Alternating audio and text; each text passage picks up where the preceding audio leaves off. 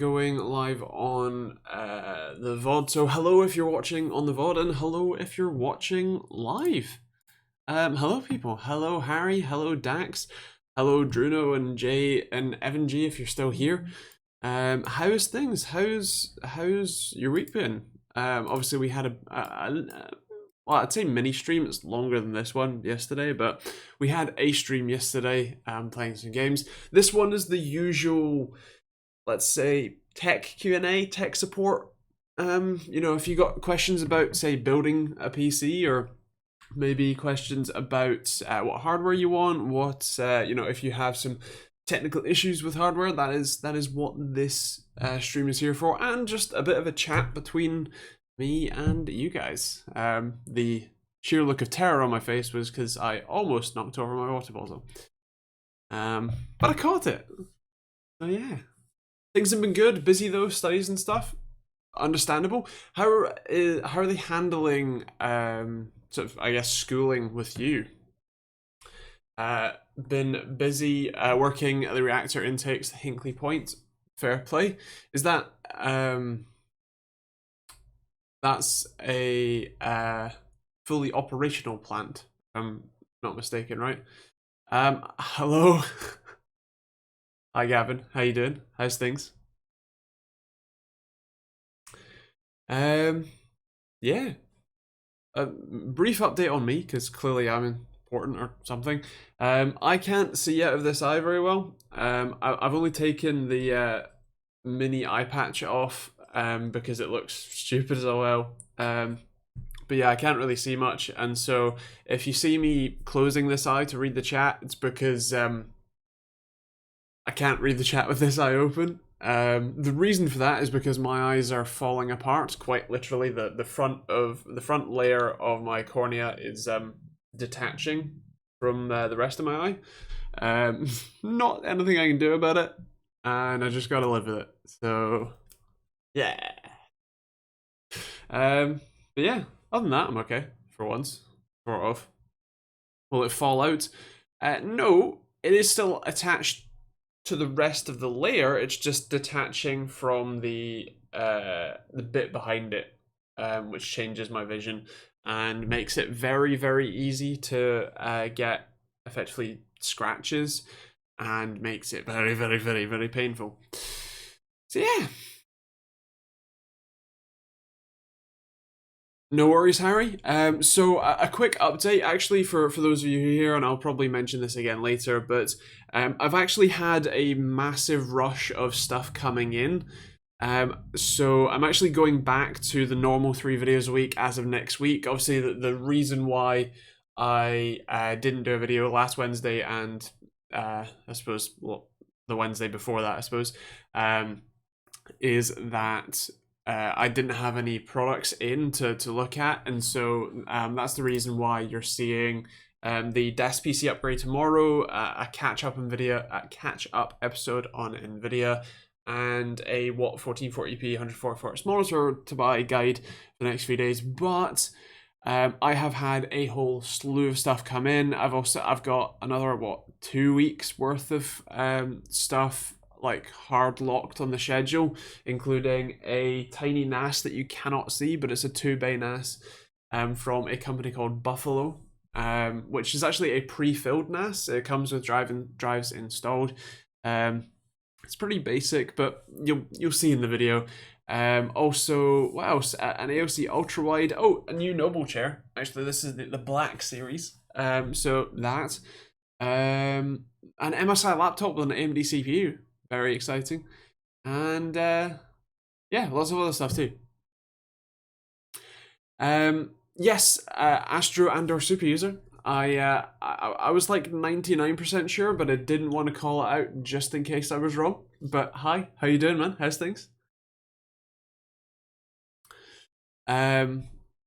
But yeah, so the long story short is that I'll be doing normal videos on Wednesdays. Therefore, I won't be doing game streams on Wednesdays. I did quite enjoy doing it though, so I'm not sure. I might consider maybe just doing it on Twitch if you're okay to follow me there. But I'm not sure. I'll have a think. You can let me know.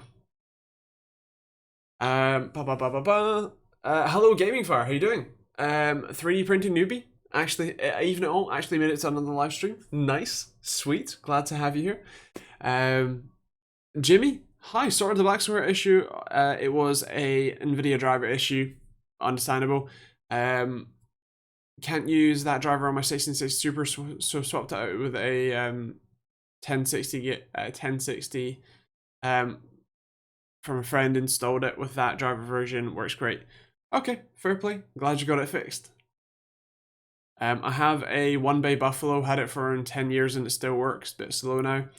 Fair play. I think the main problem that I have with pre-built NAS is that they're always such like low spec devices. I mean, that one is, I think it's an Intel Atom, but it's a dual core, like super low power. For context, with the drives installed, it only draws 35 watts. Like, that's with the hard drives. So, like, crazy amount of, not doing anything. But, yeah, it's... so the problem with that is that then obviously super low end hardware now means that it's even lower end hardware kind of later on, if you like. Oh, it's a Realtek dual core, but it has 256 megabytes of DDR3, like 256 meg of RAM. When was the last time you heard meg and RAM put together? Like, what? So yeah, it's cheap as all hell. I think it's like £86 just for the enclosure. So yeah, there is. Oh my god, I didn't realize. I mean, it doesn't matter because it's like hard, but it's a SATA 2 interface. It's not even SATA 3 6 gig. It's SATA 2 3 gigabit per second. That's crazy. I haven't seen SATA 2 in years. What? Well, you learn something new every day. Okay, yeah. So the 419.35 driver would have been launched before the super card came out. Obviously, the super card's a little bit newer, so yeah. But yeah, I built my own NAS with an OPC case, no bits of hardware and free NAS. Nice. I have too. But my main problem is that FreeNAS is a pain in the ass to use. And so I might have a look at Proxmox or Unraid or someone like that instead that has ZFS support. Because I very much like the ZFS file system, I just not quite sold on FreeNAS personally. It was quite a pain to get it set up, I think was the main thing. One other thing that bugs me with NASs like that, especially the pre-filled ones, is that they claim, so that's a 2 terabyte unit, aka there's two 1 terabyte hard drives inside it, except it comes pre-set up in RAID 1, meaning you have 1 terabyte of usable space. And also it's 2020, like why would you ever need 1 terabyte of space? Like, especially in that configuration. Like, if you're gonna back anything up, you'd want like 4, right? Like, surely. But I'm an enthusiast. I have, in raw capacity, I have 36, 38, no, 40 terabytes of NAS storage right now. I'm using a lot of it. Oh dear. 4 terabyte minimum. Yeah, that's 4 terabyte usable, I would clarify. Thought I did fun card, learn something new every day. Nice. Yeah, it can be hard to determine what's up with that sort of thing, but yeah, fair. There's something up with my mouse. It keeps glitching somewhere else, and I have to shake it to get it working. Do you know if there's a way for me to fix it? So check that there isn't like a hair over the sensor. I have that a fair amount, like a bit of fluff gets in the way of the sensor, and if you wipe it off, that's fine.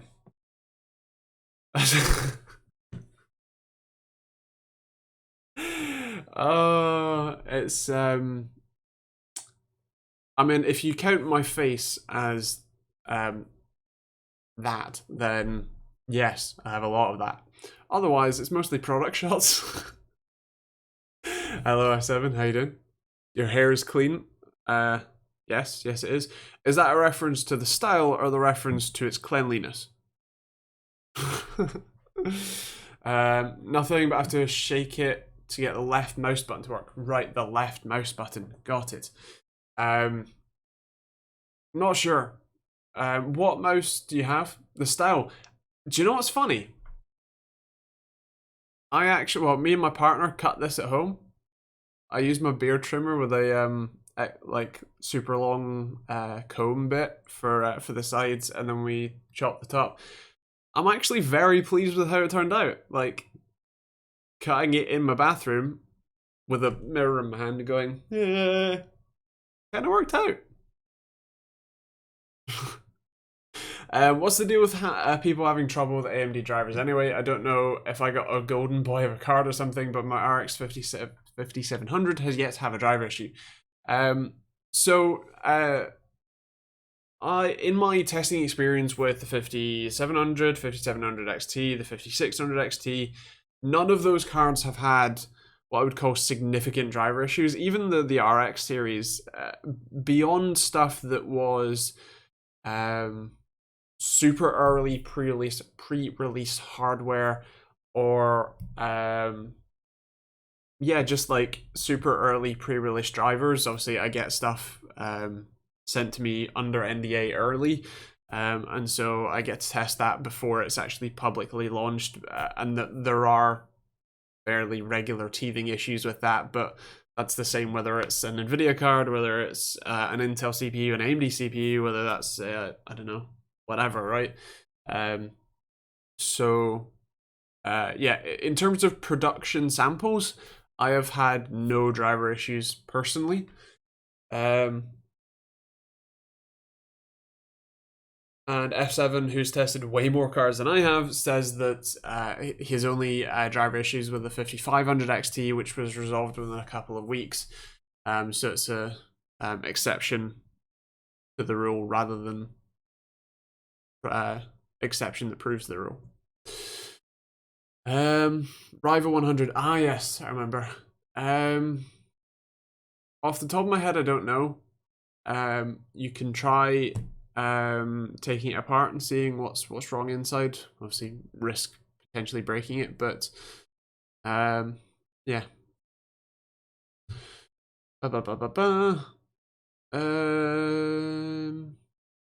Buying your mouse cheap enough. True. He is also quite young and probably without job. So might not be a solution. I don't know. Maybe it is. I had some when they first released the Adrenaline 2020 drivers, had to revert back to October drivers, but haven't had any since then. Okay, fair play. What graphics card do you have? Killer FX. Out of interest.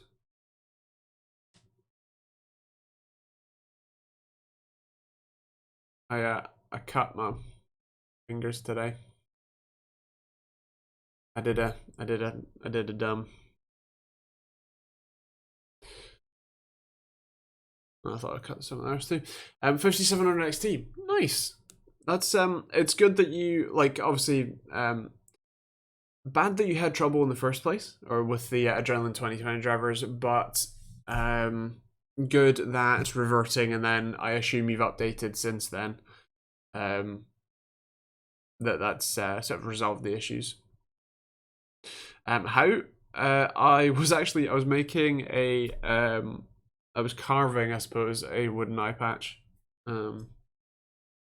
Because this plastic one digs the hell into my face and it hurts after, I don't know, 6 hours of wearing it. So I was carving a metal one and using my belt sander, and belt sanded my finger, and that was me the saw slipping and grazing my finger.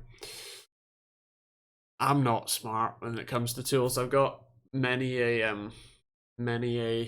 scar from doing stupid stuff.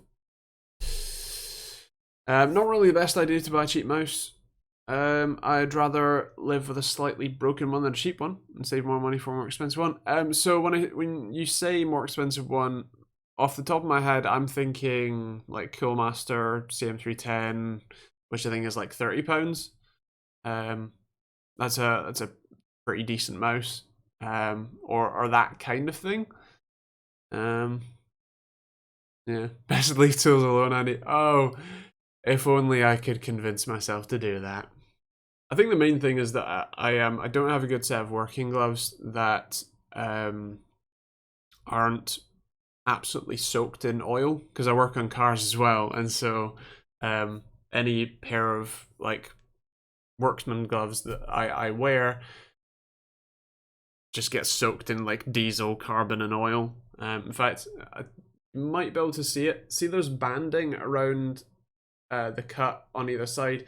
I had a plaster on to make sure that I didn't infect it while I put the gloves on. That I do have.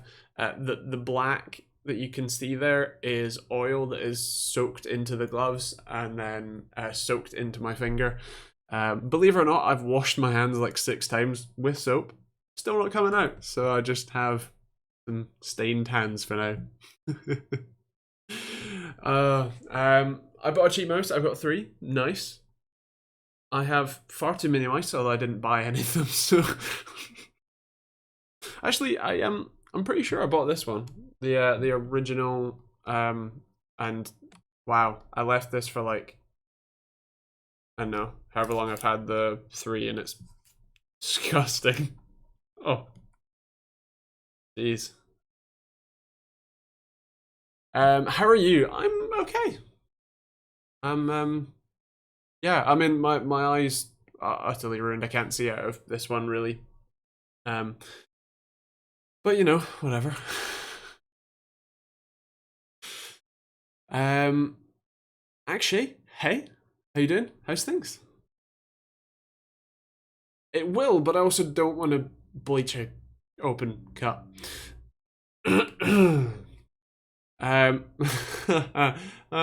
No. Where do you live? England. Although I'm Scottish.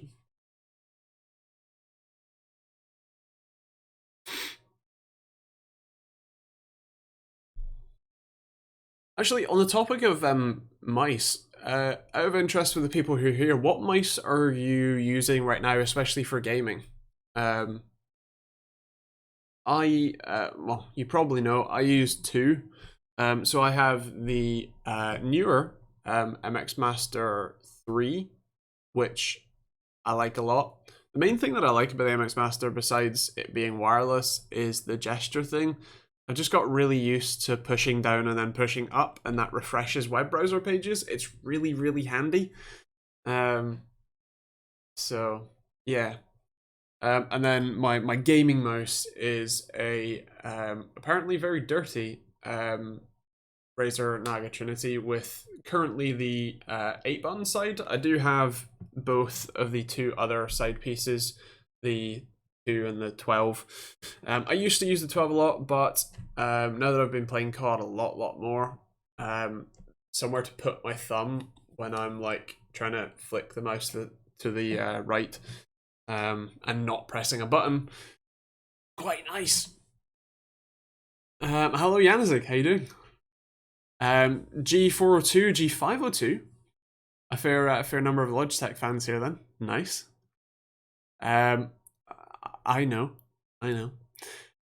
Your tech videos really help me out, so thanks for those. No worries. If you have any tech questions, that's what we're here for. If planning a build or whatever else, if you have any questions, feel free to ask. We do these live tech Q&As every Thursday night, so yeah, if you're interested or got any questions, ask away. Where are you from? Scotland.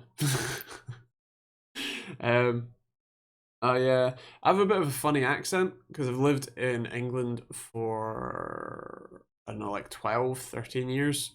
Um, Another Logitech mouse, a G305. Nice. Um, but yeah. Oh, the Lightspeed one as well. That's nice. how do you find that in terms of hand size? Because I've got reasonably large hands, and I don't think I'd fit a G305. An old $20 Anchor one, fair. Ryzen has a G, probably Berwick. One has a G on it, fair. But yeah, because I've lived in England for so long, I have quite a moderate Scottish accent, I suppose. I still pronounce like grass, like as opposed to grass that the Southern English do. But anytime I think of Scotland, or if I just fancy it, I start going into a more, well, Glaswegian accent, and then nobody can understand me. So what can you do? I made it to work. So funny to be where over 200 people are, but only a dozen in the office. I can imagine. What sort of industry are you in that requires you to still go to work?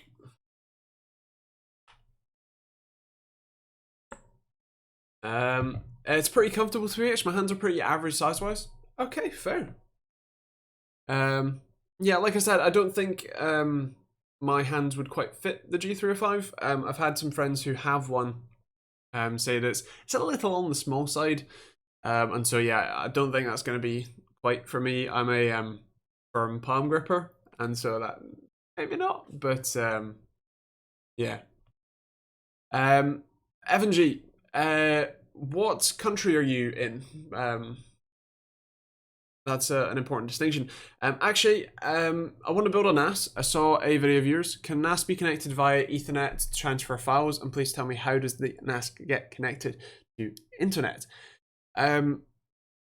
Right, so I'll break that down. One, good idea. NASs are fantastic. Two, the whole point of a NAS, a network attached storage, is that it's attached to your network.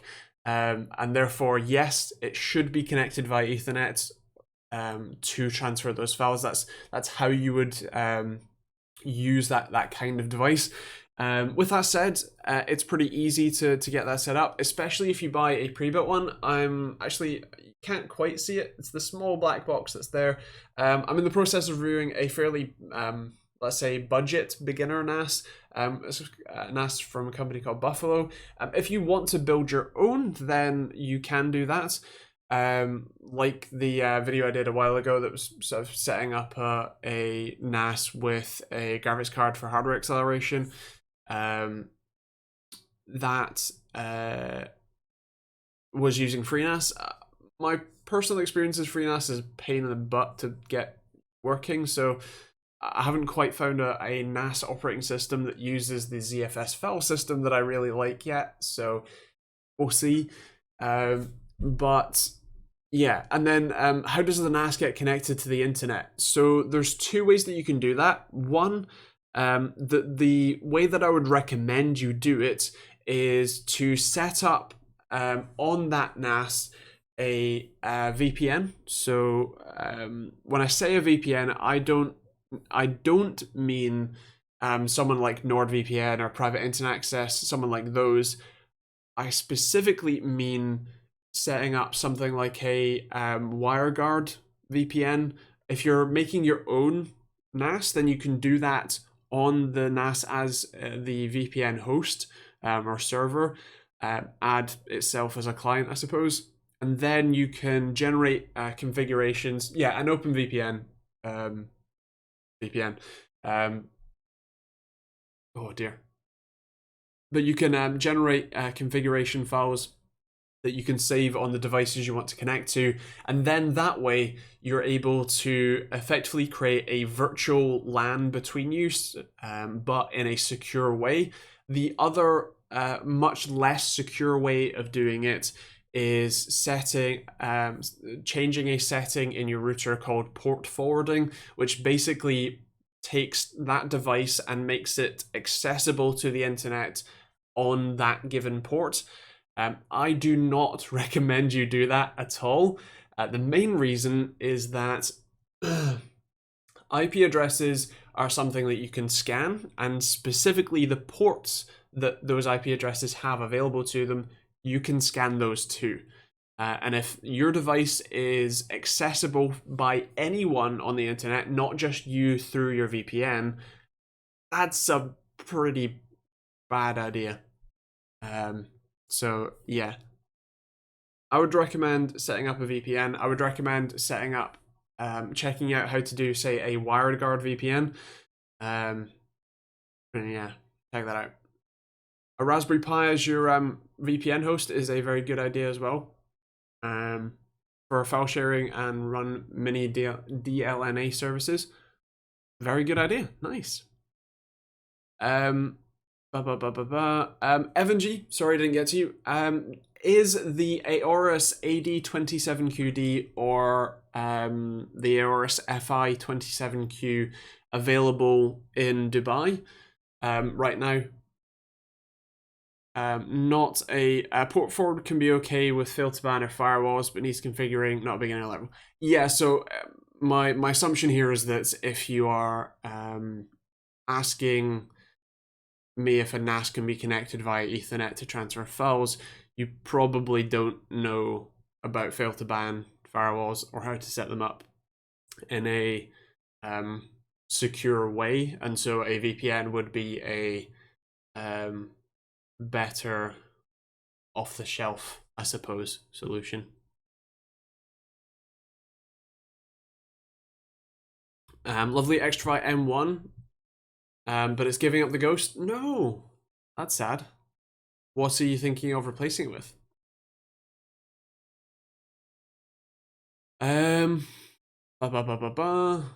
Hello, Joseph.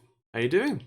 Gavin, I'm thinking I might get a gaming mouse with more side buttons because I love playing League of Legends and Dota 2. Recommendations. So the Razer Naga Non-Trinity, the Corsair Scimitar, and I can't think of any others off the top of my head. I'm fairly sure SteelSeries does something. It's probably quite expensive though. Evan G, so the thing with the Aorus one is that it's actually fully G-Sync compatible. It is a it will work with your graphics card with no problems. The only difference between G-Sync compatible and G-Sync Ultimate is HDR, but that monitor isn't capable of doing much HDR anyway, and so I wouldn't worry about it. And I would say that those monitors are a better monitor than those options you mentioned. And I think they're probably cheaper as well. My 5500 XT was £350. It was an absolute bargain. Yeah, that definitely is. It's the Red Devil one. Nice. That's very good. I have no idea the M1 was a perfect mouse for me, but I feel like I should be trying something new. Fair? The M1, I'm not getting this wrong, is a fairly standard FPS style mouse with 2 buttons on the side, right? And something like a Pixar, BMW 3360 sensor. Sounds about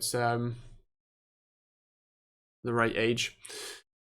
Joseph, I was wondering, could you maybe in the future do a laptop review of the Dell Inspiron 5577 gaming laptop? I'm looking to buy a laptop and want to get your opinion on it. So if I can get my hands on them, then I certainly would. I actually might know someone at Dell that can start supplying some Dell, ideally monitors and laptops, because that's like the number of people who have been asking for the Dell, whatever it is, S2719HF or whatever it's called, and the Alienware 240Hz one. Definitely need to talk to them. But if I can get my hands on them, definitely. My only let's say notice or disclaimer is that even if I do, it's probably going to be a month or so before I can get a video out, even if I do get one in the semi near future. So yeah, bear that in mind. How are the Sennheiser HD 590 SEs? I have not. I don't think I've ever tested a Sennheiser product bar their two gaming headsets that I checked out semi recently. I will what you call it? I know the PR agency that runs Sennheiser's PR. I will, in fact, I'll make a note of all the products that you are asking about. That's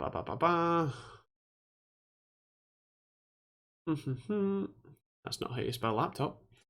And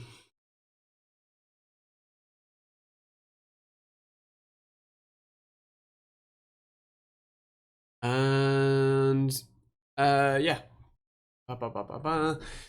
Yeah, it was fairly standard. It was actually the 3310, right? Yeah, fair. But two side buttons, cool. I'm trying to think if I have any modern recommendations for you. Not sure off the top of my head. I might actually have a number of different options, so maybe message the Discord Moneyman chat.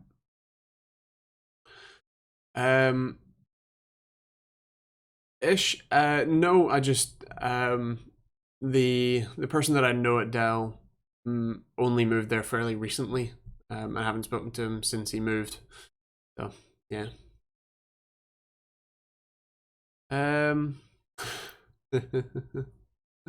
I bought a 1080 Ti the other day. Nice. Needs to get a 1440p monitor to do it justice, but there's so many to choose from. Ah, well, funny you say that. Is that? Yeah, that video's done. So when's it coming out? Next Wednesday is going to be your very lucky day, because I have a guide that talks about at least a couple of different options. There is the crazy cheap, there is the sort of best all-rounder, and then there's sort of best of the best IPS monitors. And there are a couple of different options for each, that kind of thing. The long story short is that the AOC, was it CQ27 G2U, the one I checked out relatively recently. In fact, I have a link in my big spreadsheet. That one. That is a 1440p 165 hertz, if I remember rightly. It's a VA curved monitor, but it's like a fantastic gaming experience, and it's £280. Currently out of stock everywhere because literally everyone wants one. But it's a fantastic monitor. It was a great experience, and it's almost identical to the MSI MEG 272 CQR, except it's £120 cheaper. So,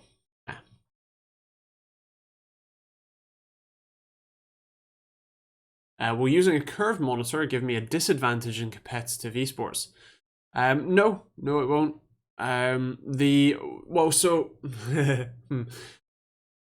There's a small asterisk to that. The fact that it's curved in and of itself is not a problem. The curving might actually give you a little bit better peripheral vision because it's a technically narrower physical distance that you need to look at because of the curve. But for it to be a curved monitor, as far as I'm aware anyway, there aren't any curved TN or IPS monitors. They are all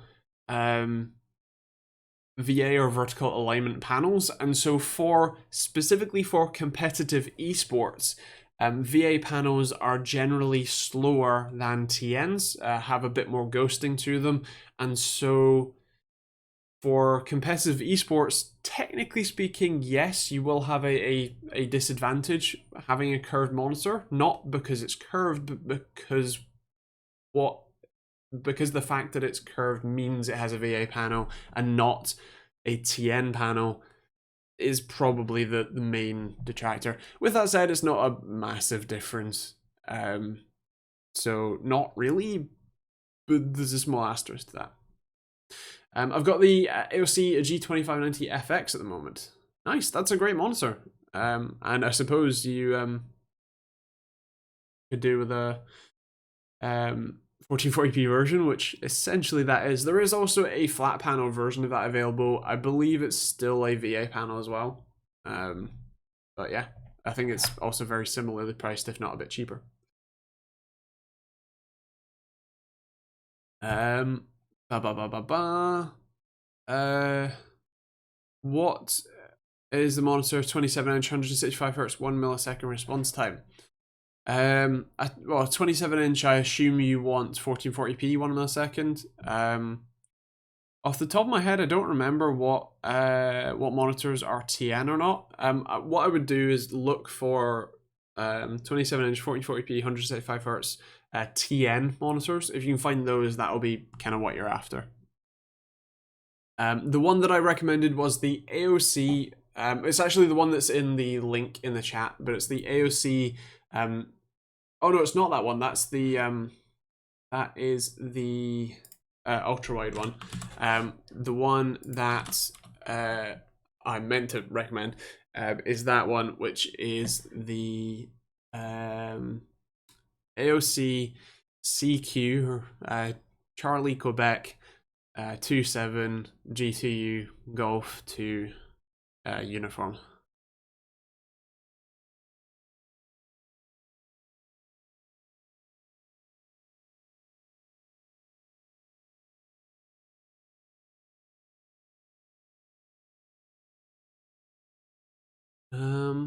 Yeah.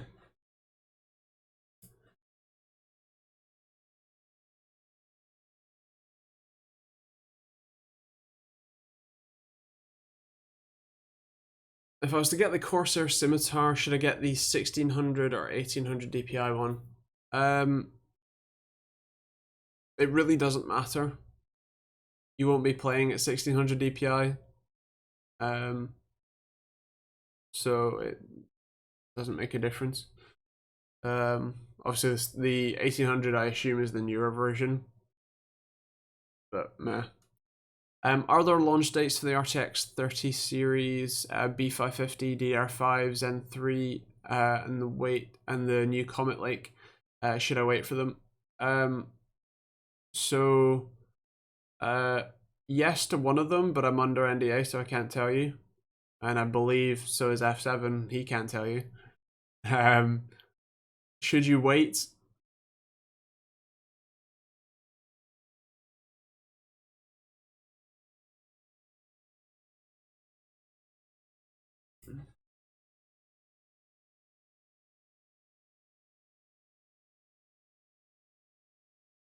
Possibly. If you're willing to wait a month or two, and then probably another month for stock to arrive, maybe. But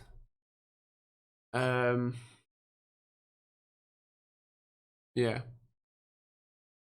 With that said, my general answer to should you wait for unreleased rumored hardware is pretty much always no, unless there is a very specific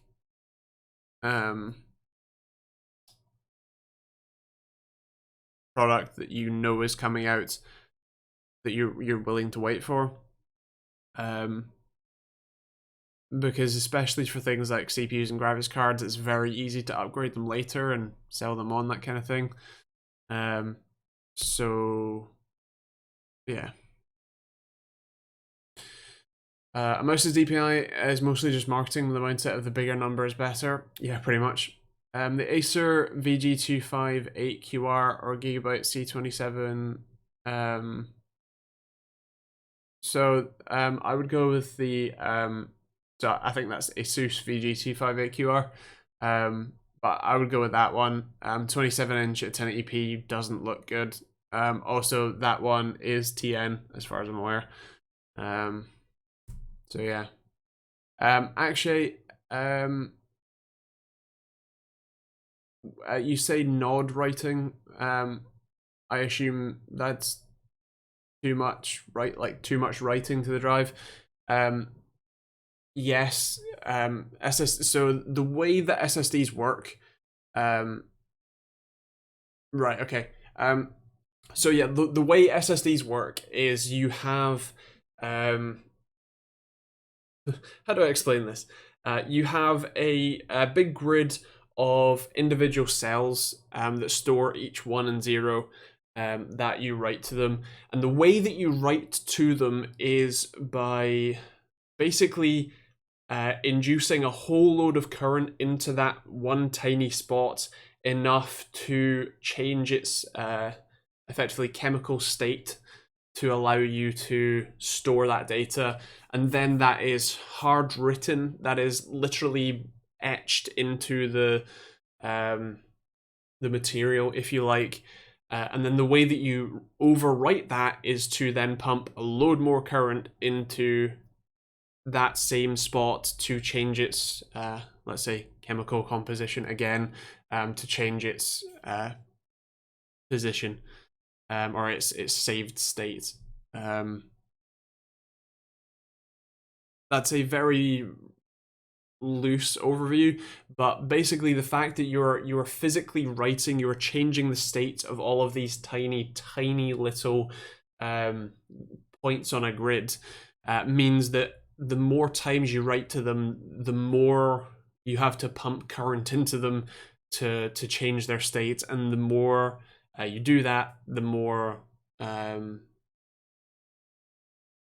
you are damaging each of those cells. There are a lot of different measures in place to mitigate that. There's things like wear leveling, which is where instead of the SSD, let's say you've got a 1 terabyte SSD and you only have 100 gigabytes of files on it. Instead of, when you overwrite a file, just overwriting the same bit of the drive over and over again, it will delete the file here, but then write the next one over here, and then it'll write the next one, and then the next one, and then go back to here for the 10th file down the row or whatever else.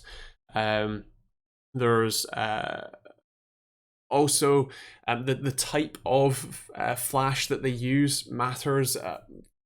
Pretty big deal in terms of the longevity, and like F7 said earlier, the terabytes written endurance, the drive's endurant performance, as in how much you can write to the drive before it fails, is normally in the terabytes written. Normally, especially with large, 1-2 terabyte drives, whatever, it's like hundreds of terabytes written. So yeah. No worries, Janzik. I got it from the same place that the anti-vaxxers get their degrees from.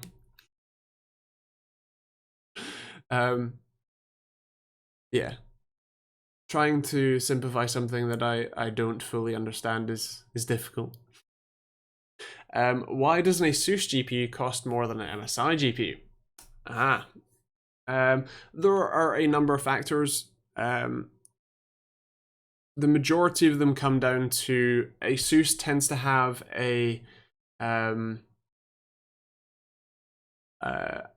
brand cost added to them, same way that Apple phones, for the same hardware and even the same physical experience, a lot of the time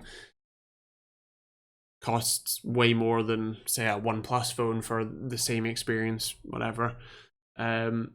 So yeah, as he says, the ASUS tax. It's the brand adding what they think is value by putting their name on it.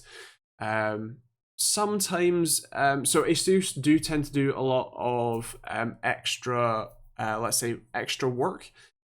So a lot of their graphics cards use what are called non-reference PCBs. So that means that ASUS has taken the design that NVIDIA gives them and gone, nah, it's not good enough, and then gone and made their own version, which means that they can put higher quality components and a different oh dear, what you call it, a different layout and that kind of thing together.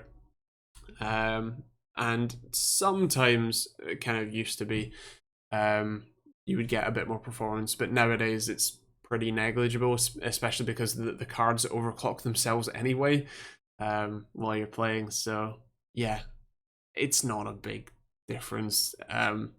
If the MSI card performs the same in benchmarks, then yeah, buy that one instead.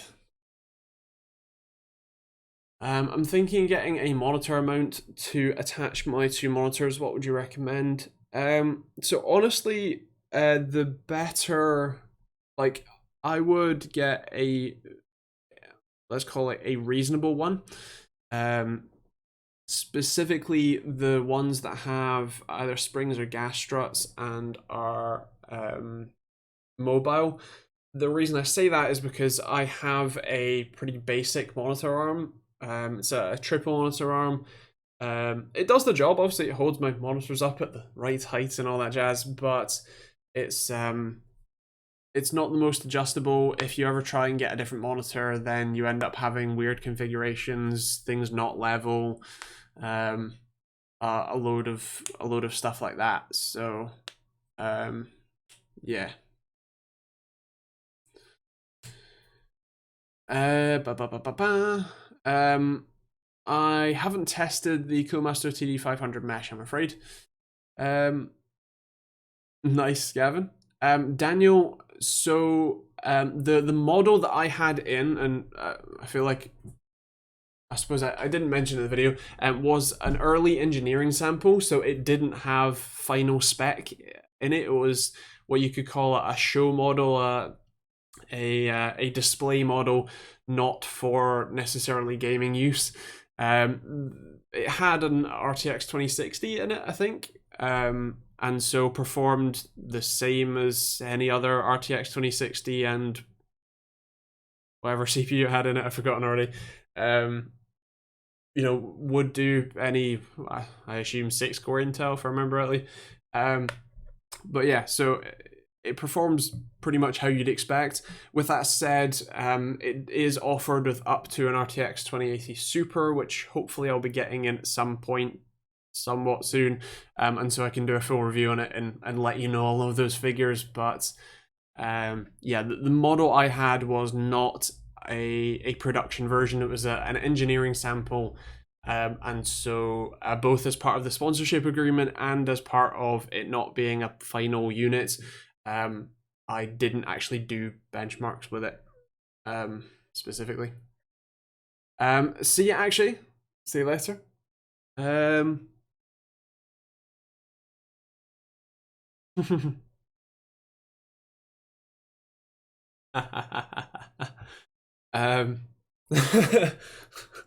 two memes. If you don't know what that's reference to, someone posted a comment on that MSI showcase video, which was very, very openly sponsored by MSI as a showcase and not a review. But yeah, that was just very funny. I posted a censored version to Twitter. Yeah, that was funny.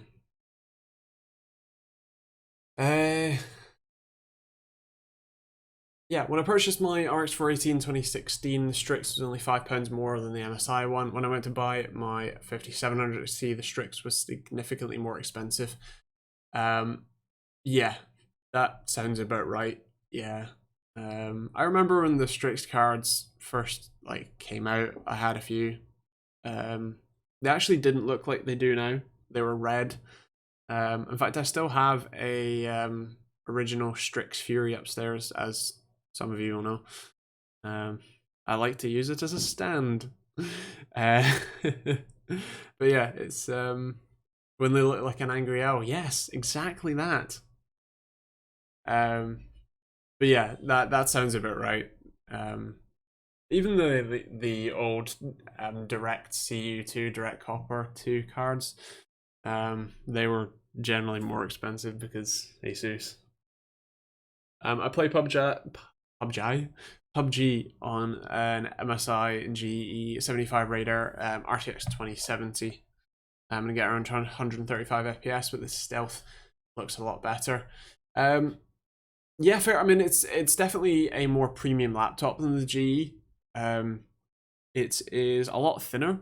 It's a bit more of a premium feel to it, and the only downside is that thermals aren't normally the best. I can't tell you about that specific one because again, that's it wasn't a production device, so I didn't bother testing it, let alone talking about it. But generally speaking, on those sorts of laptops, thermals are normally sacrificed for the sake of beauty, basically. Yes, 980 Ti. I have the 980 Ti Poseidon from that time, which is also fairly similar, although it does look a bit more modern. Somehow, I suppose it's a slightly newer card than the rest. Gavin, the screws are normally under labels or under the feet. In fact, you might be able to see. Yeah, see that dimple and that dimple there. Those are two screws under the feet. Where I've. How do you get a feet off? Carefully. I normally use my iFixit kit. You probably don't have one, but it is fantastic. I normally use either the metal spade or the plastic ones. Yeah. But yeah, carefully so you don't damage them. Fair play, Daniel. Fair play. Oh.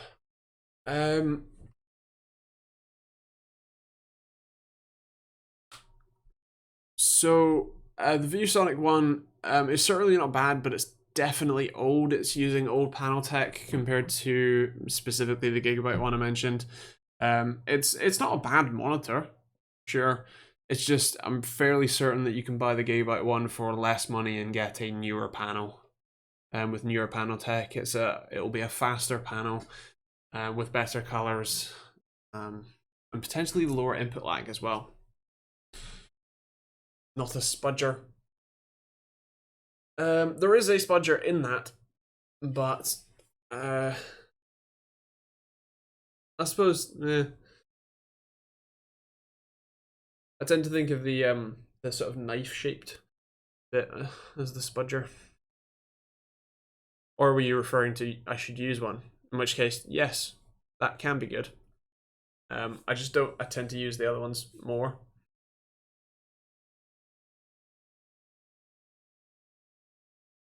I just like the name. Yeah, it's a good name. Good name.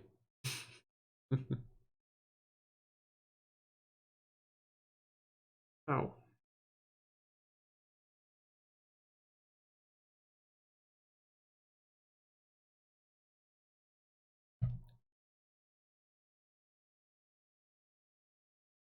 Would a Swiss Army knife work? If you are very, very careful, then potentially. Cannot be held liable for the silly things that you do, because I can't be held liable for the silly things that I do to myself, so yeah. Thank you very much. Thank you very much indeed. I have the PG27VQ, but my screen is dead. I want a new one.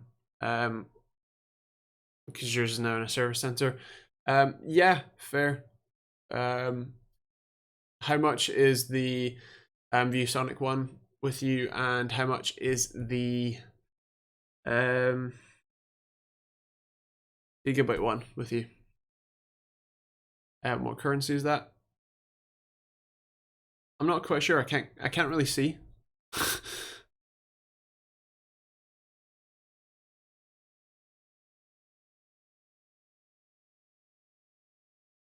Around $750. I assume that's for the ViewSonic one, right?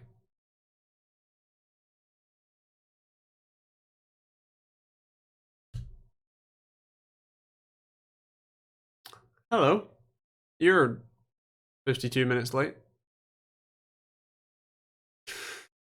I'm currently sporting the nice blue Don't Ask Me for Tech Support shirt. Nice. I'm currently sporting the nice blue GPU Super tee. But nice. Which did you go with the what is it? The premium tee or the what's the other one they do? The other one, the non-premium tee. I can't remember.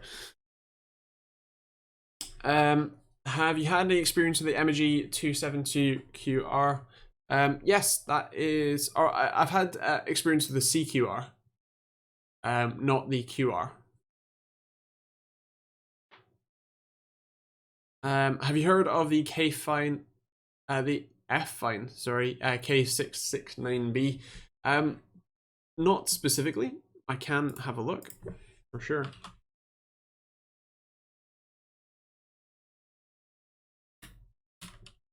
It's their most popular search.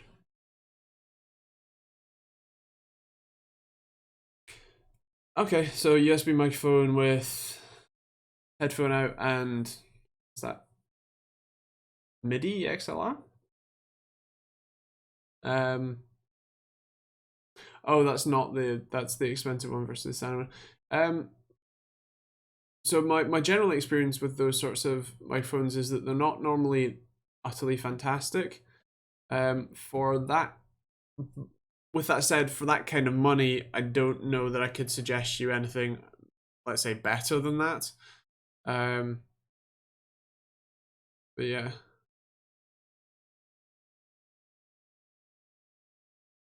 Again, haven't tested one myself.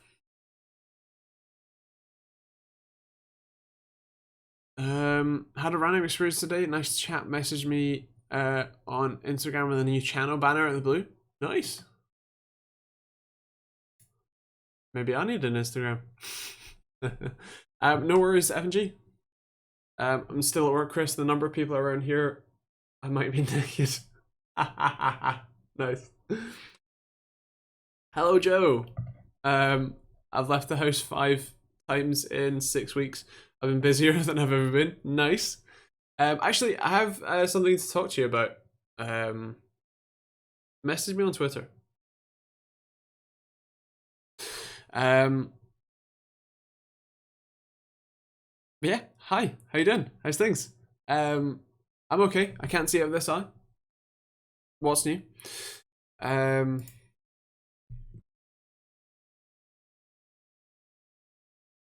yeah. Is the Ryzen 5 3600 and Galax 2070 Super a good combo? Definitely. As long as you're willing to overclock the 3600 to whatever you can reach, really. It's a very good chip. Obviously, 6-core, 12 threads. I think you should be able to get it. Have a reasonable overclock there. You should be able to get it fairly close to a 3600X if you're willing. Otherwise, if you're not willing to overclock it, I would suggest the 3600X, especially because you're going for 1080p gaming performance, and so especially in esports titles at 1080p, the faster your CPU is, the better, especially in the frequency department, and so yeah.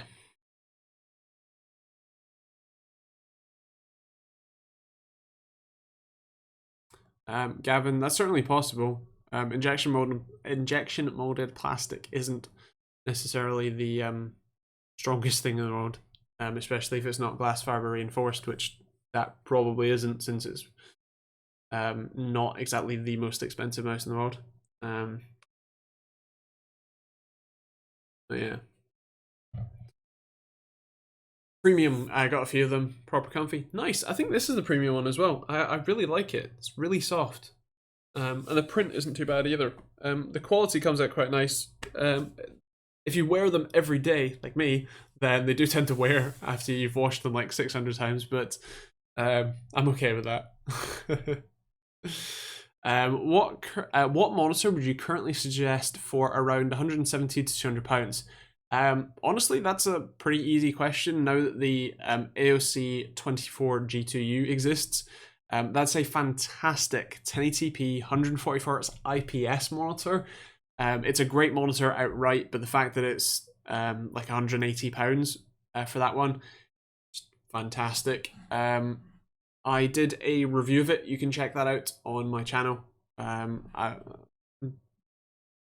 generally pretty bad at scrolling and finding videos. Oh, it was more recent than I thought. Then there you go. There's a link for you. Wondering whether to get the CQ27 GTU or the MIG QR. The specs are pretty similar, but except the MSI has 165 Hz. So Kilo, interestingly, the MIG, so has that come down in price? Because the last time I looked, it was still like, what? Oh, it's come down a lot. Oh no, that's the 271. 272 is not really available. Well, it's available, but it's like £400 to £500. So yeah, the I would go with the AOC one just because it's consistently cheaper. I also generally prefer the slightly less curve. It's a 1500mm radius as opposed to 1800. That's the other way around, isn't it?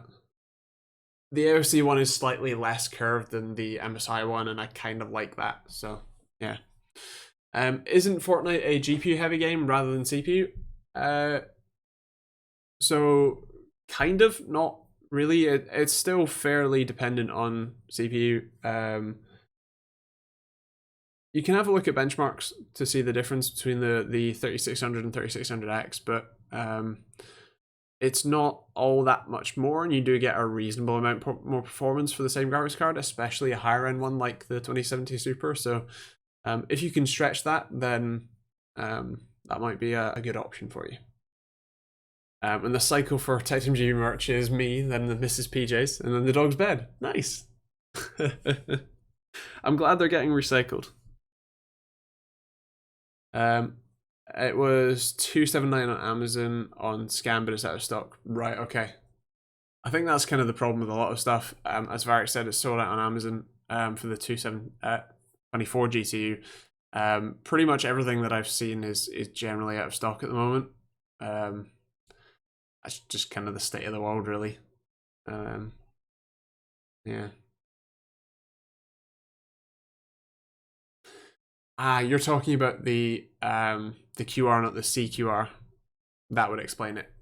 Yeah, so the QR is the flat one, in the same way that the C27 GTU, or I don't know. There's a flat version of the AOC one, and there's a flat version of the MSI one, and there's curved versions of both as well. Yeah. With that said, that's our usual hour. Feel free to, if you're new, subscribe for more streams like this every Thursday night. Also, videos on Monday, Wednesday, Friday, back again. There's a video on the Desk PC tomorrow, so do check that out. And yeah, that's pretty much it, really. Hope you have a good week. Stay safe. Weird that that's a necessary thing, but definitely do. And yeah, we will see you all next week. Da-da-da-da.